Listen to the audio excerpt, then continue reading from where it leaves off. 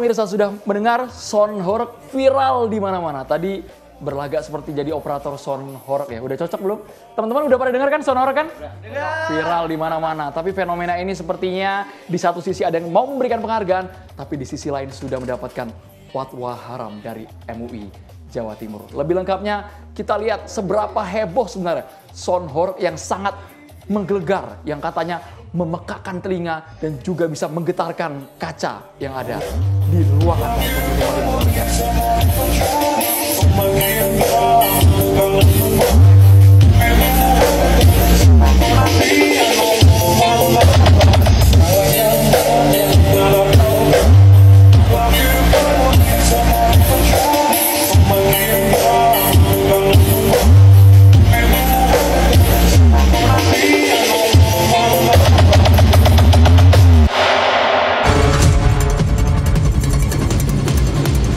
Son Horeg itu lebih banyak madorotnya daripada manfaatnya, sehingga ada kesimpulan bahwa hal tersebut haram secara syariat karena memang banyak unsur madorotnya tersebut.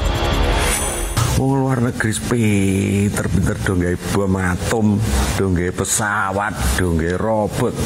Kini bangga halal haram. Terus kapan maju di Indonesia ya, Pak?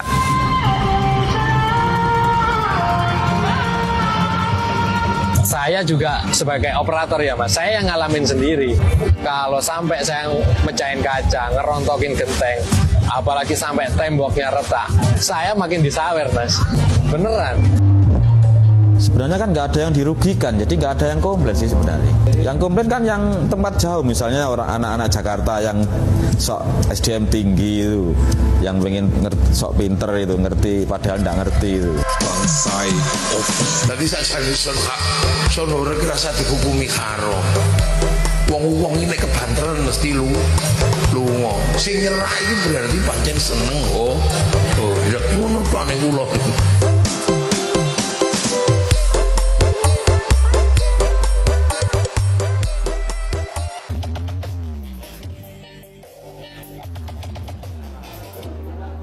Ini mahasiswa goyangan Son Horegnya gimana coba? Jangan malu-malu. Jangan malu-malu. Sambil kita dengarkan Son Horeg sebelum Son Horeg tidak boleh diputar lagi di seluruh wilayah Indonesia.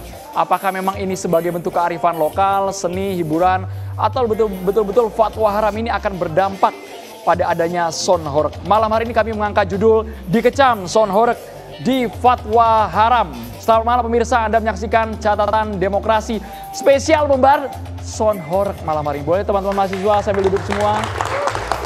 Tahu semua kan Son Horeg kan? Masa nggak tahu, kelewatan kalau nggak tahu ya. Saya akan perkenalkan satu persatu narasumbernya.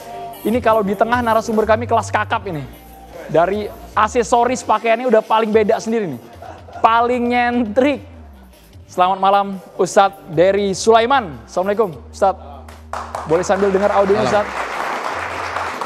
Ini Ustadz Dery Sulaiman punya suara merdu nih. Boleh Ustadz satu bait Ustadz boleh? Suara nyanyi apapun boleh Ustadz. Nyanyi Son Horeg juga boleh. Lagu apa? Bebas Ustadz. Ya lagu orang kaya mati, orang miskin mati. Son Horeg. Nggak tahu ya kita ya. Mudah-mudahan semua dapat manfaat dari acara kita malam hari ini. Luar biasa Ustadz Dery Sulaiman. Kami hadirin tepuk tangannya buat Ustadz Dery Sulaiman. Di samping Ustadz Dery Sulaiman, luar biasa nih. Tariannya Mbah Tejo boleh diperagakan. Ini dia budayawan kita, Sujiwo Tejo.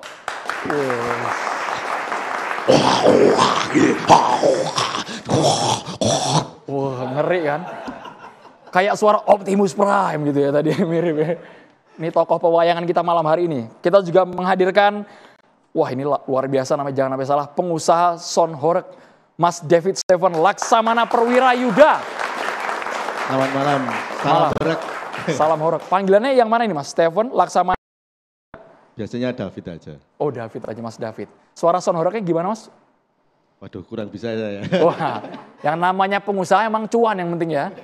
Kami juga menghadirkan ada Ketua Umum Barisan Kesatrian Nusantara. Assalamualaikum, Gus Robi, M. Robi, Selamat malam, Yai Sujiwo Strajo, Mas Dery. Terima Selamat kasih malam. banyak. Ini jauh-jauh dari Jawa Timur datang ke Jakarta. Iya. Demi Son Horeg. Sampai restoran saya gara-gara Son Horeg ini yang asalnya tahu mercon saya ganti nih. Tahu horeg ya. Apresiasi ke teman-teman sound system soalnya. Tambah laris. Oh tambah berkah. Laris sekarang restoran saya Kampung Family itu. Luar di Kediri. biasa. Terima kasih banyak Gus Rowi datang Siap. jauh-jauh. Dari Jawa Timur kami juga menghadirkan ada spesialis THT Rumah Sakit Universitas. Jangan Jawa Timur, Pak. Oh bukan. Ini dari Universitas Indonesia. Yang tadi dari Jawa Timur, yang tadi dari Jakarta. Aman. Perhatikan ya, kalau ngomongin soal nama, sensitivitas telinganya luar biasa ini. Spesialis THT Rumah Sakit Universitas Indonesia. Dan juga konsultan telinga, Dr. Fikri Mirza Putranto. Assalamualaikum warahmatullahi wabarakatuh. Waalaikumsalam warahmatullahi wabarakatuh. Selamat malam. Dr. Fikri, Dr. Mirza panggilannya? Fikri boleh? Dr. Fikri, terima kasih banyak Dr. Fikri. Kami juga menghadirkan di sebelah kanan saya, kita akan dengarkan apa pertimbangannya MUI memberikan fatwa haram. Saya tadi sudah sempat ngeprint ada sekitar sebenarnya 17 halaman. Poinnya lengkap sekali, tapi alangkah baiknya nanti yang menjelaskan adalah Majelis Ulama Indonesia Jawa Timur. Assalamualaikum Pak Kiai Haji Ma'ruf Kozin, Ketua Fatwa MUI Jawa Timur. Assalamualaikum Pak Kiai. Waalaikumsalam warahmatullahi. Wah luar biasa nih. Nanti kita dengarkan argumen landasannya apa sehingga Son Horeg diberikan fatwa haram. Kami juga menghadirkan Wakil Gubernur Jawa Timur, Mas Emil Dardak yang nanti akan bergabung bersama kita via Zoom di Catatan Demokrasi. Kami juga mengucapkan luar biasa terima kasih yang memberikan karya baju ini, BHS. Tepuk tangan teman-teman buat BHS. Saya boleh langsung ke pengusahanya Son Horeg, Mas David.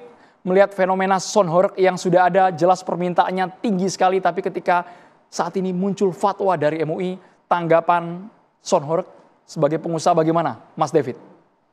Ya tanggapan kami dari pengusaha Son Horeg, kami tetap menghormati lah apa yang menjadi keputusan atau fatwa daripada MUI. Tapi tidak kalah pentingnya di situ ada dua unsur yang menurut kami bisa kita hilangkan. Dalam artian dua unsur tersebut ada unsur mengganggu dan unsur yang kedua di situ ada unsur merusak. Kalau unsur merusak pasti bisa kita hilangkan. Tapi untuk unsur mengganggu mungkin hanya bisa kita sedikit gitu loh, sedikit kita kurangi. Kalau untuk unsur mengganggu. Mas David bisa kasih gambaran, mungkin ada masyarakat yang di luar Jawa Timur khususnya mereka masih meraba-raba Son Horeg apa ya, meskipun sudah viral di media sosial, tapi kasih gambaran Son Horeg. Ada sound, ada horeg, ada speaker raksasa, sound system. Apa mas sebenarnya Son Horeg itu mas? Son Horeg, kata-kata horeg ini sebenarnya, ini yang menamakan juga bukan kami, yang menamakan juga masyarakat itu sendiri. Jadi perkembangan Son Horeg ini bisa dibilang mulai tahun 2014. Ya tahun-tahun sebelumnya sudah ada, cuman untuk volume belum sampai maksimal seperti tahun 2014 sampai sekarang. Jadi berkembangnya Son Horeg ini memang ya signifikan sekali dalam era yang sekarang digitalisasi, era sekarang yang mungkin bagi orang dari bagi masyarakat itu memang sekarang lagi diminati gitu loh. Tapi boomingnya sepertinya tahun 2025 mas ya? Oh enggak, boomingnya itu Son Horeg. Sudah lama sebenarnya? Son Horeg itu boomingnya mulai tahun 2014 sebenarnya. Cuman untuk konsumsi di media sosial bisa dikatakan setelah COVID itu baru booming. Memang pakai mobil, pakai truk, ada juga yang di panggung. Oh iya. Dari dulu formatnya memang seperti ini, yang kita tampilkan gambar ini. Iya, memang formatnya dari dulu seperti ini. Dulu volumenya mungkin kecil, sekarang tambah lebar.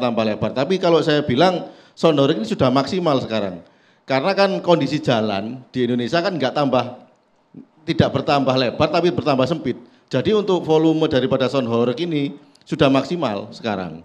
Pangsa pasarnya siapa saja mas ini mas? Sekarang masyarakat menengah ke bawah lah bisa dikatakan seperti itu. Karena ini menjadi hiburan yang murah bagi masyarakat. Ininya seperti itu. Ini sepaket mas, ada sound system, ada yang joget-joget, ini satu paket atau beda sebenarnya mas? Tidak, jadi perlu dipahami di garis besar, kami ini hanya penyedia jasa di sound systemnya. Untuk paket dari mungkin dancer atau penari, ini dari masyarakat itu sendiri. Kami hanya pure menyediakan sound system. Mungkin seperti itu. Oke, jadi lighting itu semua di luar cukup suara saja ya mas ya?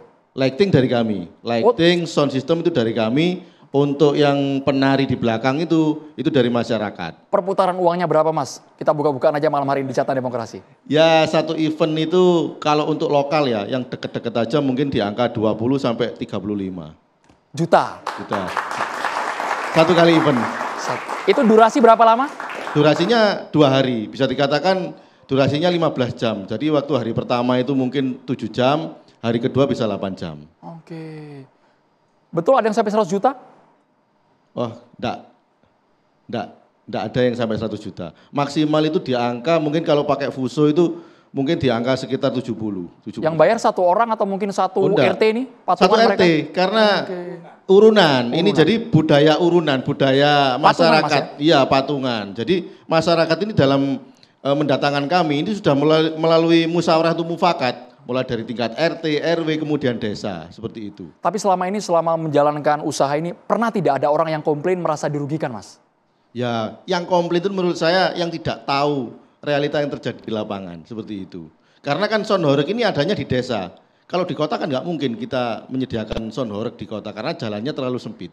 Oke. Yang komplain, yang tidak tahu hiburan?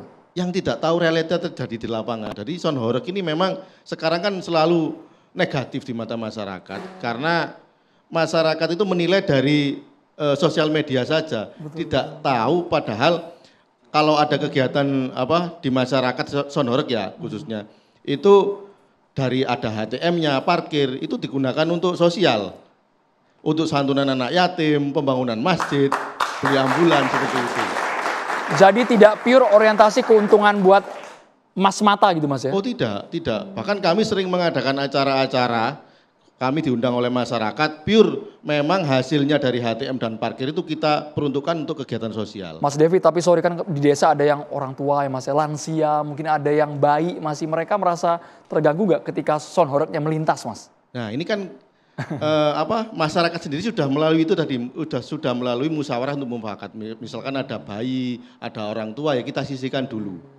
Mungkin seperti itu. Jadi kalau menurut saya yang merasa terganggu ini siapa? Karena kita didatangkan sendiri oleh masyarakat, yang mendatangkan kita masyarakat. Kita bukan EO, kita hanya penyedia jasa. EO-nya masyarakat itu sendiri. Mungkin seperti itu. Coba sampai kita tampilkan gambar, kemarin sempat juga viral gambar ada kaca rumah tuh pecah, genteng roboh. Bener gak itu Mas? Memang betul menggetarkannya luar biasa tuh Mas ya? Ya memang benar, cuman dalam konteks ini kan memang kadang merusak dan lain sebagainya. Ini Mas ya? Ya. Mungkin kalau seperti ini kalau menurut saya itu memang kurangnya koordinasi. Kurangnya koordinasi daripada penyelenggara kepada kita, kepada kami. Panitia lokal ini yang kurang koordinasi dengan kita. Karena misalkan ada fasum, itu di 4 meter misalkan, kita harus bawanya ya nggak boleh lebih dari 4 meter, seharusnya kan seperti itu, sosialisasi yang penting dan koordinasi. Oke Mbah Tejo komentar lu Mbah sebelum saya ke MUI, Mbah Tejo boleh Mbah melihat fenomena ini Mbah sebagai budayawan, Mbah Tejo. Mbah Tejo. Pertanyaan gue Andrew justru, apakah yang mengganggu itu cuman sound horeg? Enggak Mbah, banyak Mbah. Panggilan ritual di rumah-rumah ibadah mengganggu enggak?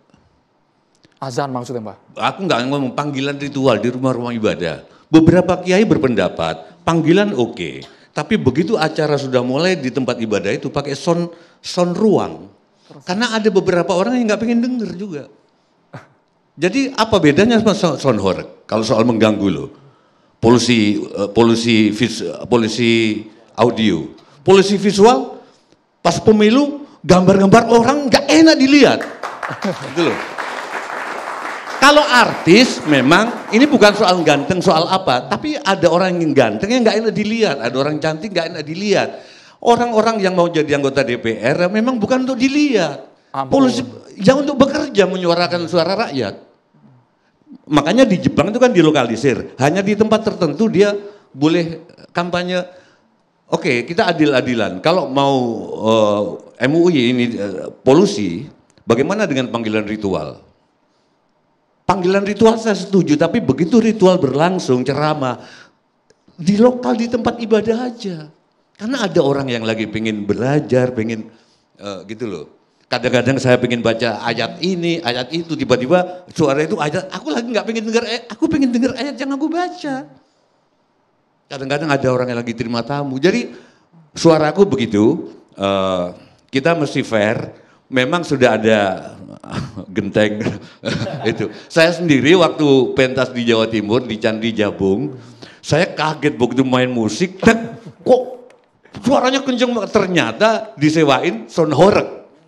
Sound sistemnya itu, untung itu di Candi Jabung di Probolinggo agak luas. Kalau enggak kan dikira mengganggu karena enggak semua orang pengen dengar suaraku kan. Gitu, enggak maksud tuh tanggapanku mari kita fair. Bahkan, nah Gus Kausar sendiri tadi ngomong, saya lihat di Gus Kausar yang sekarang lagi viral. Bahkan acara sholawatan saja yang bagus, kalau sampai mengganggu soundnya bisa nggak bagus menurut gitu loh. Jadi mari kita fair, itu aja pancingan. Jadi kalau sound horeg efeknya coba sambil kita putar, sound horeg kan ada kayak bukan hanya suara ya, bukan hanya audio tapi dicampur semacam ada efek getaran ya.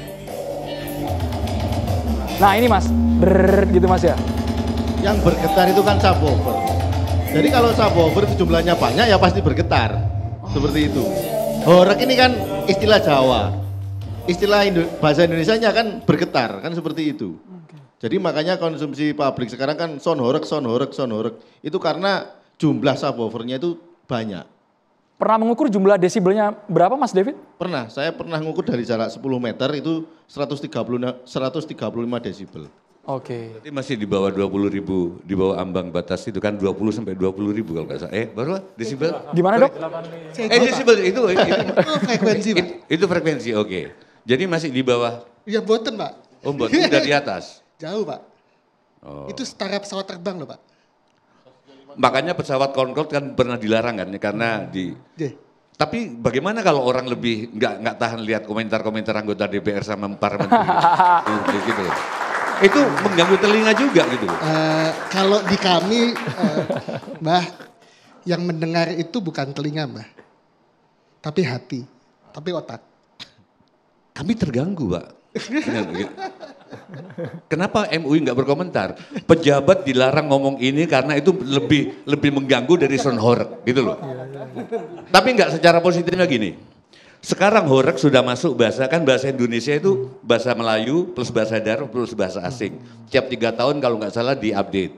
Riwe Sunda udah masuk bahasa Indonesia. Riwe ya Mbak ya? Riwe sudah. Nah resek sudah masuk. Nah, saya berharap horeg ini nanti sudah masuk bahasa Indonesia, gitu loh. Jadi bagaimana kondisi politik Pak Prabowo sama Pak Jokowi? Wah, gonjang ganjing, itu sudah masalah. Apa? Horeg. Iya. Itu kan asik kan? Horeg.